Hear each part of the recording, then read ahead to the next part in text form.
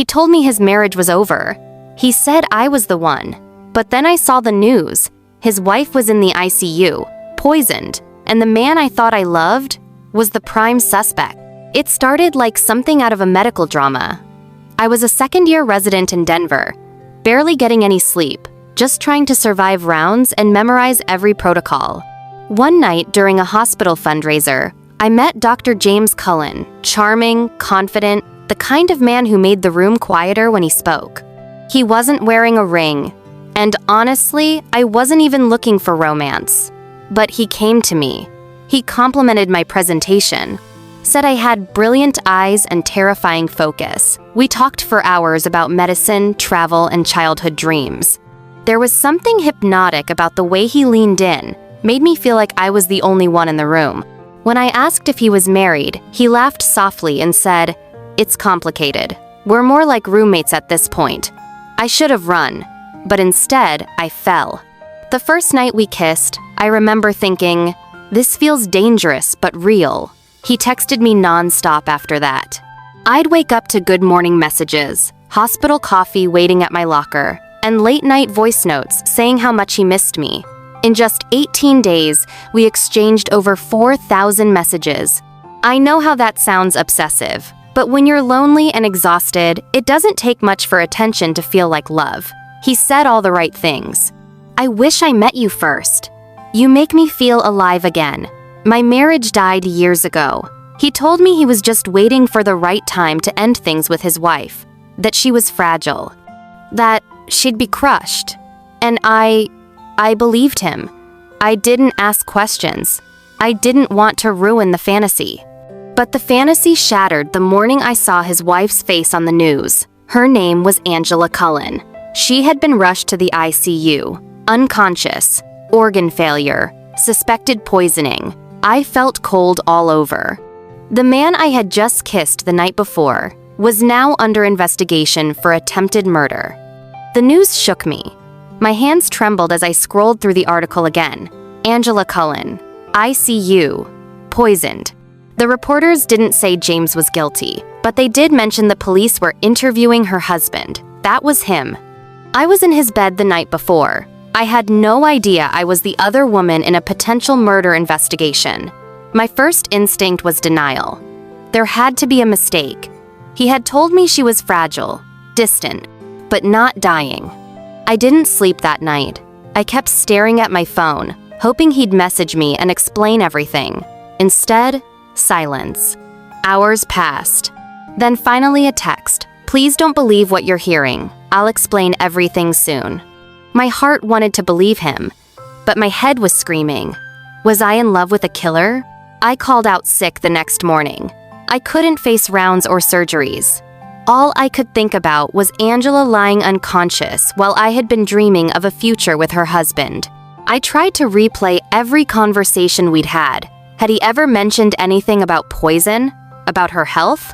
Suddenly, it all felt calculated. The coffee deliveries, the voice notes, the compliments. They weren't spontaneous, they were strategic. Then I got a call from a detective. "Hi, this is Detective Rosen with Denver PD. You've been in recent contact with Dr. James Cullen, correct?" I froze. My voice cracked as I answered, "Yes, we're colleagues." He asked to meet in person. That's when I realized I wasn't just watching the scandal. I was now part of it. I met the detective at a small precinct office just outside the hospital district. The room was plain, just a table, 2 chairs, and a cup of cold coffee already waiting for him. My hands were sweaty, my mouth dry. "Miss Reynolds," he said, "we're not accusing you of anything, but we do need your cooperation." He showed me a photo of Angela, pale, tubes everywhere. Then another photo of James, walking into the ICU ward, with something hidden under his coat. "What's that?" I asked. "We were hoping you could tell us." My heart was pounding so hard I could hear it in my ears. He slid my phone across the table. They had pulled our texts, all 4,000 of them. "Did you know he was still living with her?" the detective asked. I shook my head. I thought I did. A week passed. James stopped contacting me. His silence was louder than any siren. Then I got a call, not from him, but from Angela's sister. "You're the doctor, right? The one he's been seeing?" I couldn't breathe. "She knew about you. She found the messages. Right before she got sick. Did you know that?" I stammered. No, I didn't." "She was going to leave him," she said. "She had her own lawyer, her own apartment lined up. She was done with him." I sat there shaking. This wasn't a dying marriage. This wasn't two roommates. Angela had been planning her escape, and someone stopped her. The toxicology reports were leaked. Not officially, but someone from the inside whispered it. Sodium nitrite found in her protein powder. Angela was a fitness junkie, took the same shakes every morning. The dosage was high enough to kill. James had been her primary caregiver during recovery from a minor surgery just before the incident. He had full access to her supplements. I stared at my own protein shake sitting on my counter. What else had he lied about? What else could he have done? When the hospital gossip finally caught up to me, it was like a tidal wave. Other residents whispered behind my back. My attending gave me fewer cases. My best friend pulled me aside and said, "Whatever you had with him, it's over. Walk away." But walking away wasn't easy when your brain is still rewiring reality. Part of me still missed him. The other part hated myself for it. Then, one night, James showed up outside my apartment, unannounced.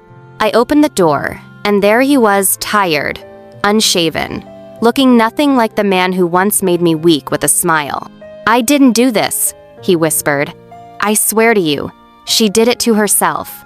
She's done it before." I backed away. "Are you saying Angela tried to poison herself?" "She was unstable," he said, voice shaking. "I was trying to protect her. And you." I almost believed him until I remembered something from weeks ago. Angela had told her trainer she was finally happy. Why would a happy woman try to die? A nurse leaked it. Security footage from the night before Angela collapsed. James sneaking into the hospital lab, spending 20 minutes alone before slipping out again. The timing lined up too well. He claimed he was grabbing paperwork. But the timestamp? 3:42 a.m. Angela's collapse? 6:15 a.m.? The police brought him in the next day. The headline said it all. Prominent dentist arrested in suspected poisoning of wife. I didn't cry when I saw it. I didn't scream. I just stared at the screen. This wasn't some jealous ex or stalker tale. This was the man I had kissed, texted, trusted. The man who held my hand and said, "You make me want to be better." He was in cuffs, and I was the idiot who believed he was better. I didn't think it could get worse. Then I got a letter from the court. They wanted me to testify. I was one of the last people he had spoken to. I had seen him in the weeks leading up to her poisoning. I had the messages, the motives, the timeline. The prosecutor said, "You can help put him away." I wasn't sure if I could even face him. I sat in the witness box, under oath, heart pounding, facing the man I once thought I'd move in with. He didn't look at me, not once. I read aloud our texts, the ones where he said, "She won't be a problem soon." The ones where he said, "I see a future, just not with her in it." Every word felt like a betrayal of myself. But the truth had to be louder than the lies. She made it. Barely. Angela came out of her coma just 2 days into the trial, and she remembered everything. She told the court she had been scared for weeks. She had suspected James was cheating. She had planned to leave him, and then she started getting sick. She just hadn't known how bad it was. Until she nearly died. Prosecutors revealed a new motive, a $2 million life insurance policy James had secretly upgraded weeks before Angela's poisoning. He had even listed himself as sole beneficiary. That was the nail in the coffin. He wasn't just leaving his wife. He was planning to profit from her death.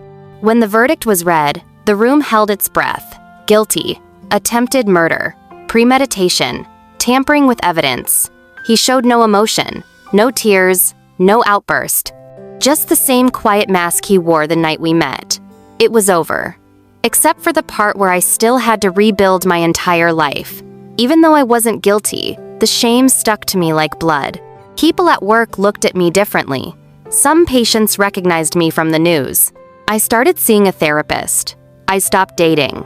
I even changed apartments. Sometimes, I wondered if I was his first affair. Sometimes, I wondered if I had unknowingly helped him plan a murder. She wrote me, months after the trial, a handwritten note. She said she didn't blame me. She said she had once believed James too in the beginning, and that my testimony probably saved her life and gave her a second chance. I cried for the first time in months. If I could go back, I'd shake myself awake the second he said, "It's complicated." I'd scream, "You deserve a love that doesn't hide in hallways or lie in text messages." I would say, "Never trust a man who tells you he's almost divorced." Because almost doesn't count when your life is on the line. It's taken me a year to tell this story, to own my mistakes, to stand by the truth, to stop punishing myself for falling for a sociopath. But I'm here now whole, healing, honest. I learned the difference between love and obsession, between care and control, between charm and manipulation. And if my story helps anyone spot the danger signs before it's too late, then it was worth it. Sometimes the people we trust the most are the ones hiding the darkest secrets. She thought she was building a future, but she was just a piece in someone else's deadly game. If this story shocked you, don't forget to like, comment your thoughts, and subscribe for more true confession stories that dig deep into betrayal, heartbreak, and regret.